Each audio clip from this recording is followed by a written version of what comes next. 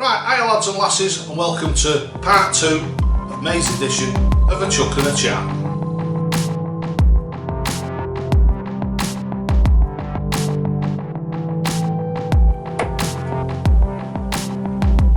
Yes, 2 darts. Oh yeah. Oh yeah, oh yes, I do like them. So very aggressive grip, I'd just say. Just a really nice, different type of grip. Right, so let's have a quick game of 301 with them.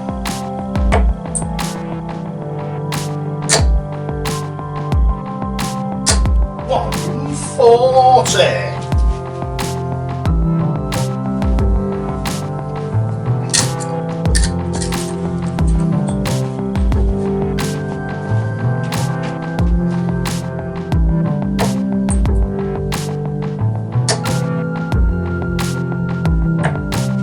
137.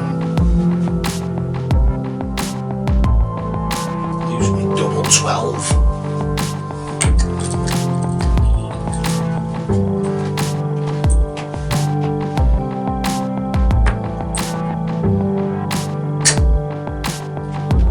Yeah, 2 darts. Oh, ladies and gentlemen. 301 and 8 darts. Hi lads and lasses, and welcome to this part 2. As with everything, because time has passed and what have you, what we said we were going to do in this episode has changed very slightly. I've had a lot of people asking me about board setup and all this sort of thing over the last 24 to 48 hours. It seems to be something that stood out. So what I'm going to do is I'm going to walk through how you set your board up, the height that you've got to set it at, the distance that you've got to be away, a couple of my little theories on it, because obviously where we actually put the board and what have you can be different in every house. In every pub the floor can be falling away, it can be rising uphill, it can be uneven. And that will be section 1. Section 2 is where we talk about the stance, and what we're going to do is we're going to go through over a couple of videos between now and next month's A Chuck and a Chat. The stance first of all, in depth. So what we're going to do is we're going to do like a really in-depth analysis and a really in-depth look at the reason why I have developed the Dynamite Dave stance the way that I have, the Dynamite Dave upper torso, thorax neutral, etc. the way that I have, the mechanical throw, the reason why I've developed that the way that I have, and also the scoring, etc. and the finishing, why my tendency is towards finishing especially the way that I finish. So that'll be section 2. Then what we'll do is we'll go into a short section, section 3, and what I'm going to do is set a little bit of a challenge. So let's go over into section 1 right now and let's make a start on it, shall we? Let's go over there right now. Right, so here we are up in the studio, and obviously we've got the board set up on the wall. So just to have a quick walk through it with you, dead simple. It's 5 feet 8 inches to the bullseye. I'm an old boy me, so I work in feet and inches. If you go on Google, there's a converter where you can convert it to centimetres and metres. So it's 5 foot 8 to the bull. It's 7 feet 9 1/4 inches from the face of the board. It's not from the wall, it's from the face of the board. So you measure from the face of the board, so it makes it a little bit difficult, and this is one of the reasons why I'll go through what I go through in a minute. So the face of the board, straight downwards, 5 feet 8 inches. From where it touches the floor, it's 7 feet 9 1/4. The more reliable way of doing it, and the way that I always do it, is from the bullseye to the face of the hockey where your toe touches it. It's 115.5 inches. So it's 115.5 inches. That is your best way of measuring it. And the simple reason for that is dead simple. Sometimes you can get your board on the wall, you've got it at 5 foot 8 from where the board touches the floor. Between where the board touches the floor and you stand on the hockey, the floor can come up at a slight angle. If that floor comes up at a slight angle, it means your board's low. Even though you've done all the measurements and you think it's perfect, it isn't. Same thing, if the floor's falling away, it means that where you're actually standing, the board is higher than it should be. I've seen a few people, and what they've done is they've done a really lovely job and they've made themselves a proper walk-up hockey like they have on the telly. So they've stepped up onto that hockey, and what they've done is they've measured 5 feet 8 inches from the top of that hockey, which has been 1 inch or 2 inches up off the floor. And obviously when they've actually come to play in a competition, they found it very, very difficult because it's just the board just was not at the right height. Now if you've got the 115.5 to the face of the hockey, it doesn't matter whether it's a step up hockey or it's on the floor, where your toe touches it is still that 115.5 inches, which is absolutely spot on. The way that I do this, and unfortunately I haven't got one because I've given them all away and I've got to make some more up, is I have a string in my darts wallet, and what I've got on there is I've got a tape measure and measured it absolutely to perfection. What you do is you tie a knot in the top end so you've got a loop where your dart can go through it. Make sure the loop's not too big so it pulls along the dart. It's got to be just a bit bigger than the point so when you push the dart into the bullseye, the string locks onto the barrel itself so it can't move anywhere. Once you've done that, what I tend to do is I tend to super glue the knot so it can't move. Get it on a flat surface with a tape measure 5 feet 8 inches. Make a mark on the actual string itself with a Sharpie. Dead simple. Do it that way. Don't forget you can do it with whatever you want. Fishing braid is good. Say it's £100 fishing braid because it won't stretch. Household string I use because obviously it's just common sense. If you go and overstretch it like a piano wire, then obviously it's going to be out. All you need to do is just get that nice little bit of tension on it so the string is nice and straight and it's not bowed. You don't need to try and stretch it out from here to high heaven. You just need to take the bow out of it, and then that feel there is where your actual measurement is. So at 5 foot 8 on the floor, tape measure, 5 foot 8 measure, then you go to your thingy, 115.5 inches, another measure, and that's all you need. Measure it another 3 or 4 inches like that and cut it off with a pair of scissors. Roll it up, put it in your darts case. When you go to the pub, it's dead simple. If their board is wrong, so say their board instead of being 5 foot 8 is 5 foot 8.5, you put your dart in the middle of the bullseye, and as you come down to mark your hockey, you trust where the 115.5 is. You mark that. If that board is high, the 115.5 will be a midge's dicky further in, which compensates for the board being out. So even though the board's out and the board's wrong, you will still be throwing from exactly the right distance away from it, and all your muscle memory and everything should still work. It shouldn't make any difference because you're standing in ratio to where the board is. Now I believe this is a fantastic way of doing it, and it's really good for when you go to different pubs and what have you, different comps. If you're in a league, you can make a fuss of it if you want. You can go and measure it and what have you and tell the landlord or whoever's running the league that the board is wrong and that it's at the wrong height and what have you. But there's one thing you will absolutely know every time is where to chuck from. If you go in, what I do is take it on holiday with me. Sometimes obviously you go in, if you're in Spain or abroad somewhere, you go and measure the board and it's 2 inches too low or it's 2 inches too high. 115.5, it'll drag you in that right amount so as the board actually feels the same. Right, so that's section 1.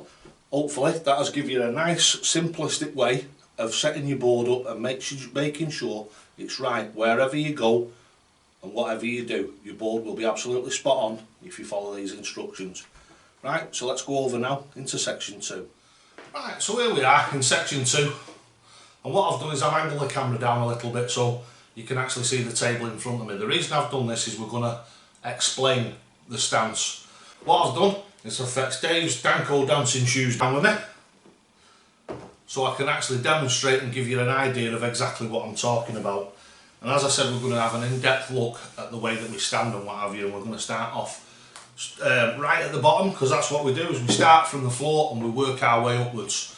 So first of all, it's absolutely imperative if you're playing darts to have a solid stance. The solid stance starts at the feet, and that's what we're going to talk about in this little section.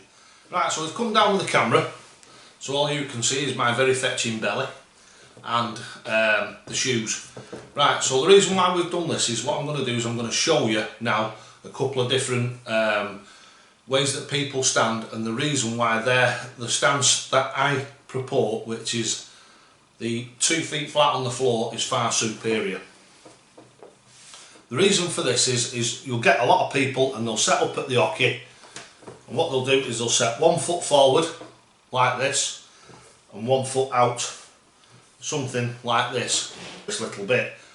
Furthermore to that, you've got the back foot. Most people, a lot of people who do this toe to the hockey type of stance will also stand with the foot up in the air like that.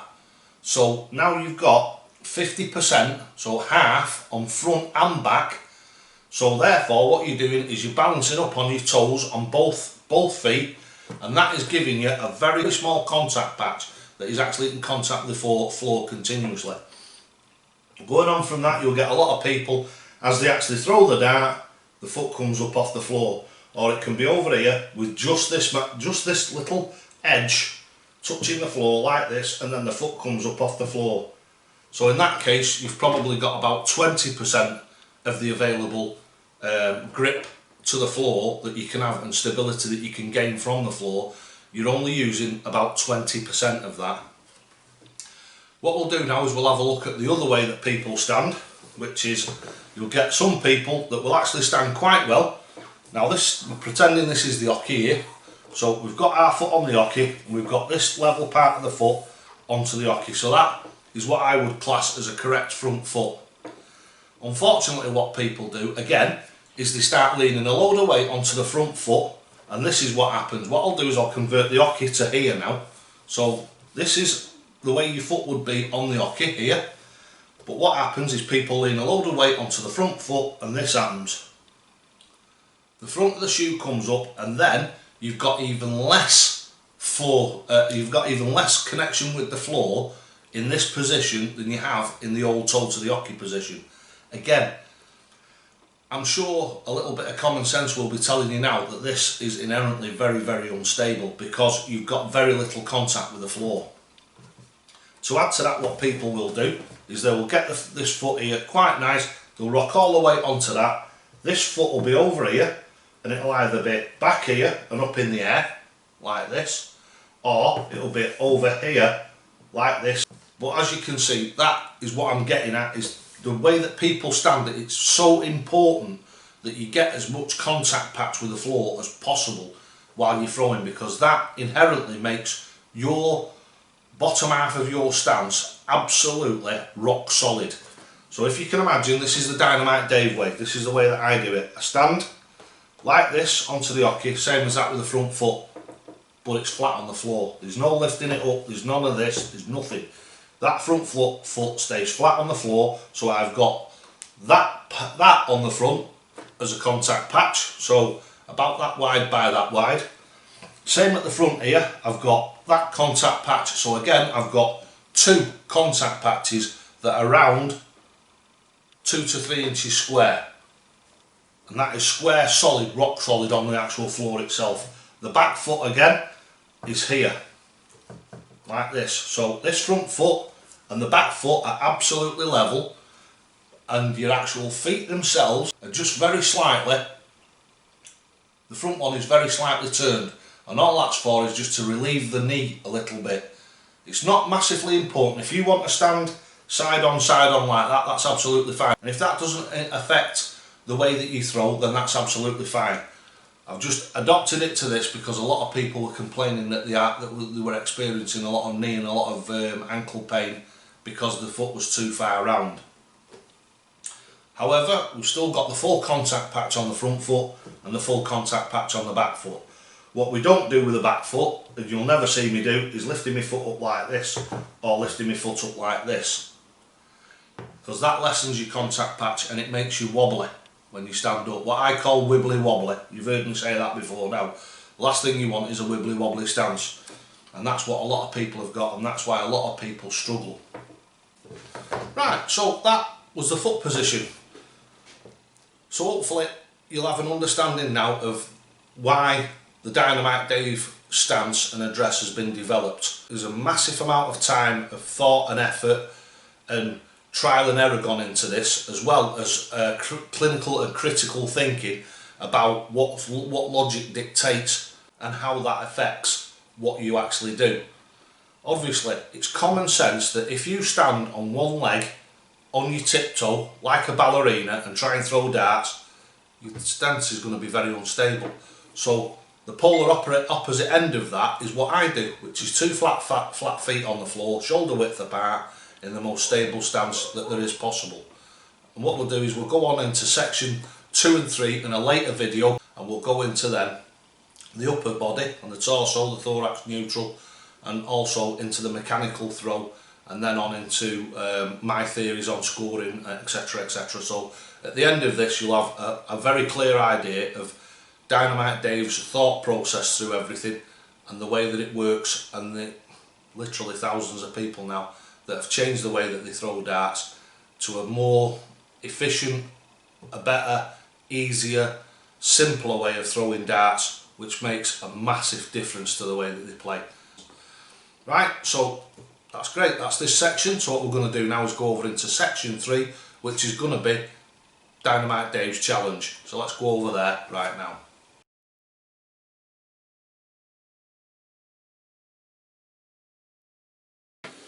Right, just a little bit of a reminder about this month's raffle and how it works. On the raffle video where I took the darts, somebody kindly pointed out to me that I didn't actually inform you of how the raffle works. It's £2 a go, PayPal me down here, as I always say. What that means is for every £2 you put in, you get a ticket up to £10. When you get to £10, if you put £10 or more in, you get one ticket for every pound that you put in. If you put £8 in, you'll get 4 tickets. So that's £2 a ticket. If you put the extra £2 in, which will take you to the £10, that means you get 10 tickets, so it doubles your chances. All the darts that you've seen me chucking in the last video, so if you go back and have a look in the last video, it's quite simple. Just go to the top here, click on my badge at the top, on your top right hand corner. It'll open up my page. If you click on videos and click on the last video that was uploaded before this one, it says it's the raffle darts and chucking them. If you go on there, it tells you that each and every different set of darts that's available this month. The first prize winner, now this all depends on how many people actually put into the raffle, something that worked really well last month, and a lot of people were very pleased, especially the people who won. One lad won from the Bronx in America, one lad won from Canada, so there's a set of darts winging its way out to Canada, and then we had the other 2, so that worked out really well. As I said, the more people put in, it means the more sets of darts I give away. So at the moment it's standing at 1 set of darts, but what happens is on draw day, which is the 15th of next month, so the 15th of June, what we do is we go in and we actually draw it at 12 noon on the 15th of June. Up to now it's 1 set of darts. The first prize winner, and that's the first prize winner, gets the choice of any set of darts that they want. So any of these darts that we've reviewed in the last one, you get a choice of any one of those sets of darts. So that's the first prize winner. If we get enough entries, then what I do is the second and third prize winner, if we get enough entries in to afford the 3 sets of darts, if there's 3 sets of darts given away, the first person gets a choice of darts. Second and third, those will be picked at random. So if the first prize winner picks a set of darts that I've already given away, I buy a new set of them and send them direct to the first prize winner. So that's how the raffle works. So that's why it's really is worth it. They're all top line sets of darts. That's how it works, and that's what we do. Like I say, £2 down here, PayPal me, £10 or more, doubles your chances. It's as simple as that. Right, so let's get on with the video.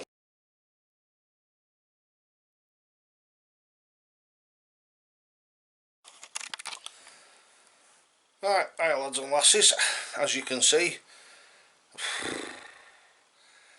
the challenge that was going to be a challenge now isn't a challenge. It's going to be something slightly different again, because as you can see, Dave's in bed. I've been struck down with a dose of Paris trout. So unfortunately Dave's got the rich man's disease. I've got a touch of gout. It's that painful. I don't know whether any of you like lads and lasses out there have had it before, but it ain't nothing you'd wish on your worst enemy. So the challenge has changed from, and sorry about the wobbly camera, I'm having to hold it. It's changed from a challenge to a bit of a competition instead, which, to be honest with you, will make it a lot easier, especially for the people who either don't play darts and love watching the channel, because I know there's a lot of you out there. What I want you to do is, in a brief way, just tell me how I've affected your life, how I've changed your perspective on darts. Just a little bit of a short story of how Dynamite Dave has had an impact on your darts playing, or the way that you think about darts, even if you've only changed one element or a couple of elements, or maybe you've gone all the way stance and address, etc., and the way that we do things. So just give me a little bit of a story of how I've affected you, how things have changed since you've started watching the video. And what there'll be some prizes, first, second and third prizes for the winners. So I'll pick out the winners in next month's A Chuck and a Chat, so around about the 20th of June. So you've got plenty of time to do it. So yeah, I think it'd just be really nice to let people know how Dynamite Dave has affected and encouraged, etc., other people. So I'm looking forward to that. So get on with that, have a go at it, send it me, like I say, on email. You can do it on Twitter, you can do it on Messenger, it's entirely up to yourselves. So at dj.llewellyn123@outlook.com, that's dj.llewellyn123@outlook.com, or you can do it on Twitter. So it's at Dynamite Dave 321 on Twitter, or Facebook. You can Facebook Messenger me. They will then be published on the thing on the YouTube channel, on Twitter and on Facebook. Right, so this is Dynamite Dave signing off from his sick bed. Thanks for watching, and don't forget, lads and lasses, it can only be a one-hander, I'm afraid, this time, but there you go. That sounded a bit rude, that, didn't it? Totally okay.